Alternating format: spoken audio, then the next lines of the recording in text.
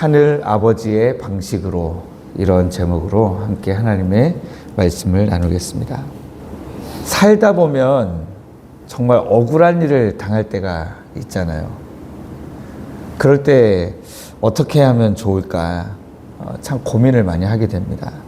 이유 없이 나를 미워하거나 나의 호의, 내가 정말 잘해줬는데 그걸 오히려 악으로 갚는 사람들을 우리가 보기도 합니다. 그때 우리 마음속에, 일단 겉으로 행동으로는 아니더라도 마음속에 우리 안에 본능적으로 드는 생각은 뭡니까? 눈에는 눈, 이에는 이라는 거죠. 어디 두고 보자 이거죠. 내가 가만히 있으니까 가만히로 보이지 이 녀석 하면서 이제 나를 가만히로 보는 그에게 뭔가 본때를 한번 보여줘야 되겠다. 내가 어떤 사람인지, 내가 할 줄 몰라서 안 하는 게 아니라 내가 참고 있는 건데 그걸 몰라주는 이에게 그걸 알게 해주고 싶은 마음이, 욕망이 막 꿈틀꿈틀 올라옵니다. 그래서 받은 만큼 돌려주고 당한 만큼 갚아주는 것이 어느새 내 마음속에 그게 정의다라고 생각할 때가 있다는 거죠. 그런데 오늘 우리가 읽은 본문 말씀은 예수님께서 그게 아니다, 그게 하나님 아버지의 방식이 아니다, 우리가 살아가야 되는 방식은 완전히 새롭고 세상 사람들이 살아가는 삶의 방식을 거스르는 방식이다 라고 우리에게 말씀하고 있습니다. 우리는 흔히 인간관계의 기본을 뭐라고 생각합니까? 영어로 쓰자면 give and take. 우리 속담으로 생각하면 가는 말이 고와야 오는 말이 곱다, 이렇게 생각하죠. 나에게 잘해주는 사람에게 잘해주고 나에게 해를 끼친 사람은 멀리하는 것이 우리의 일반적인 반응입니다. 그래서 성경 말씀에 이런 말씀들을 대하면 굉장히 마음이 불편하죠. 원수를 사랑하라, 오른밤을 치며 왼밤을 돌려대라, 이런 말씀들을 들으면 굉장히 마음이 답답해집니다. 왜냐하면 도저히 지키기 어려운 말씀처럼 보이고 나만 손해보라고 하는, 나만 바보가 되라는 그런 말씀처럼 보이기 때문이죠. 아이고 주님 무슨 말씀 하시는지는 제가 다 알겠어요. 주님의 마음도 알겠습니다. 그런데 주님 지금은 못할 것 같아요 라고 하는 게 우리의 반응이죠. 근데 오늘 말씀을 자세히 보시면 32절, 33절, 34절 공통적으로 반복되는 말이 있습니다. 무슨 말일까요? 32절의 마지막에 보시면 죄인들도 사랑하는 자는 사랑하느니라. 33절 마지막에 죄인들도 이렇게 하느니라. 34절 죄인들도 그만큼 받고자 하여 죄인에게 꾸어주느니라. 우리가 죄인들, 여기에 죄인들은 어떤 사람들을 말하는 거예요? 세상 방식대로 살아가는 사람들을 이야기하는 겁니다. 세상 방식대로 살아가는 사람들도 그 정도는 한다는 거예요. 죄인들의 방식, 세상의 방식은 철저한 거래입니다. 내가 받을 수 있는 만큼만 빌려주는 거예요. 내가 사랑받을 때에만 사랑을 하는 거예요. 나에게 잘해주고 나를 칭찬하고 나를 인정해주는 사람에게만 내가 의리를 지키는 겁니다. 철저한 계산이 밑바닥에 깔려 있는 거예요. 그런데 우리 주님은 제자들에게 지금 이 평지에서 설교하시면서 제자들에게 하시는 말씀은 계산기를 내려놓으라는 거예요. 원수를 사랑하고 선대하며 아무것도 바라지 말고 그냥 주라고 말씀하십니다. 그게 35절 말씀이죠. 솔직히 우리의 감정으로는 불가능하죠. 억지로 참으면 뭐만 나죠? 화병만 납니다. 그러나 우리의 신분을 생각하면 가능하다는 거예요. 우리가 어떤 사람인가를 생각하면 가능하다는 거죠. 35절 하반절 말씀을 보면 이렇게 기록하고 있습니다. 그리하면 너희 상이 클 것이요 또 지극히 높으신 이의 아들이 될 것이다. 이렇게 말씀하고 있습니다.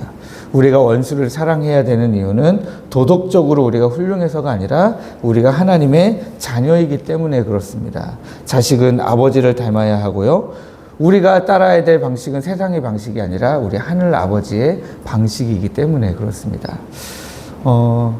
월요일 오후부터 오늘 이제 오전까지 한동대학교에서 그 제1회 한동 무슨 포럼 이런 걸 하고 있습니다.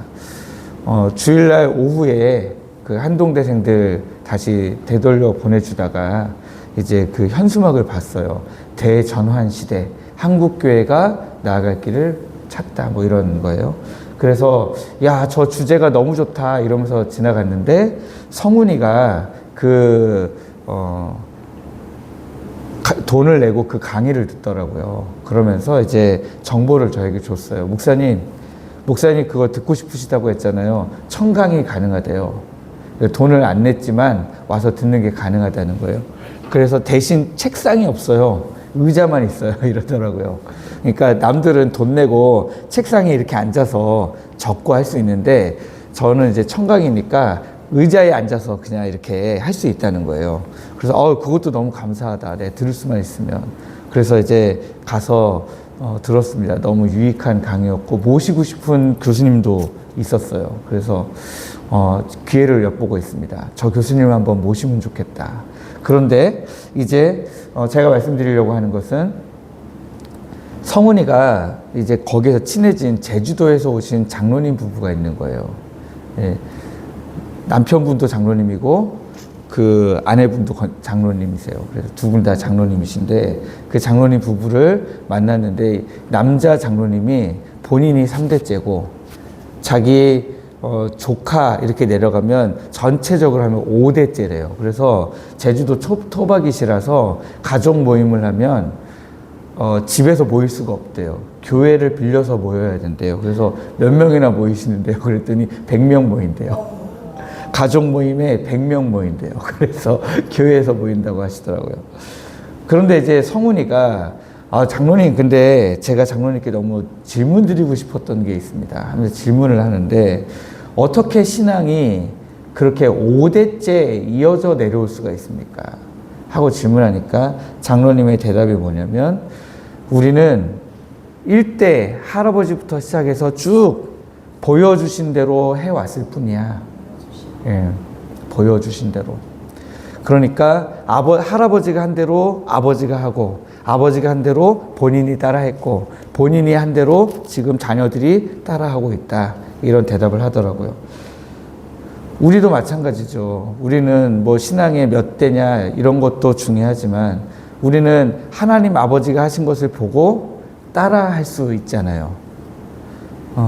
그런데 하늘 아버지가 하시는 그 모든 방식을 자녀인 우리들이 따라해야 된다라고 하는 거죠.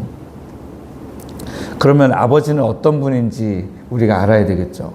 35절 끝부분에 보시니까요. 뭐라고 되어 있냐면 그는 우리 하나님은 은혜를 모르는 자와 악한 자에게도 인자하시니라. 이거 참 설교를 준비하면서도 마음에 많이 걸렸습니다. 하나님은 은혜를 모르는 자와 악한 자에게도 인자하시니라. 하나님 어떻게 그러실 수 있습니까? 하나님, 저 은혜를 모르는 자, 악한 자에게는 좀 이 땅을 살아가는 동안에 심판하시죠.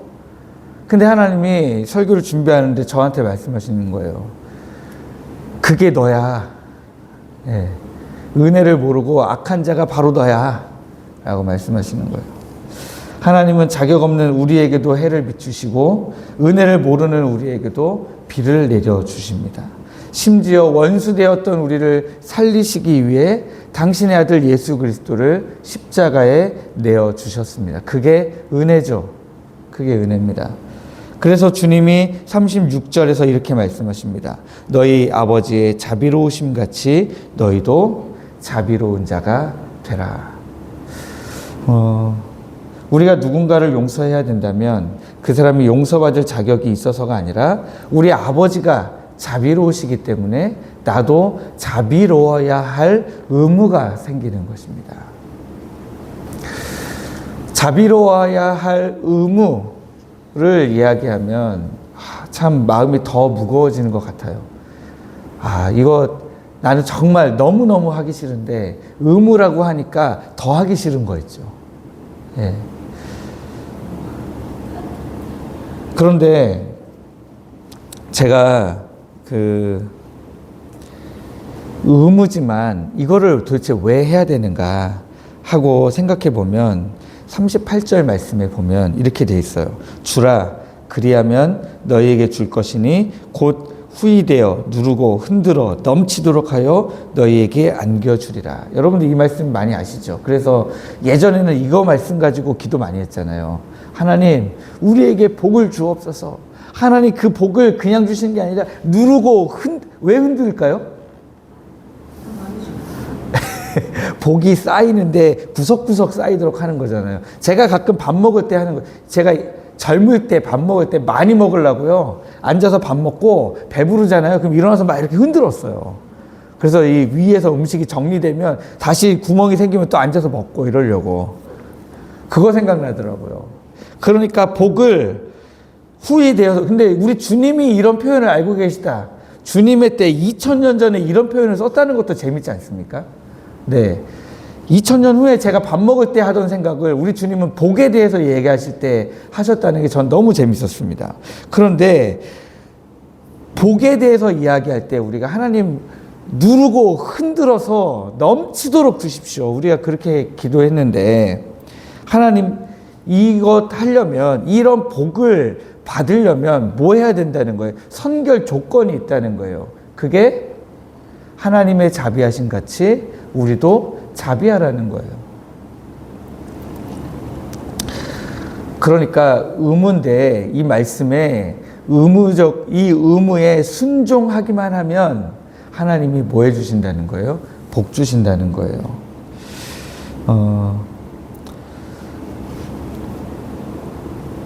우리가 비판의 잣대를 쓰면 비판이 돌아오지만 자비의 잣대를 쓰면 하나님의 자비가 돌아오는데 그것이 그냥 돌아오는 게 아니라 후이되어 누르고 흔들어 넘치도록 안겨주시는 복으로 돌아온다라고 하는 것입니다. 이제 말씀을 맺겠습니다. 성도는 계산하는 상인이 아니라 아버지를 닮은 자녀입니다. 그래서 우리가 세상의 방식을 따르는 사람들이 아니라 은혜를 모르는 자에게도 인자하신 하늘 아버지의 방식으로 살아가는 우리 모든 성도님들 되시기를 원합니다. 저는 이 말씀대로 살려고 하거든요.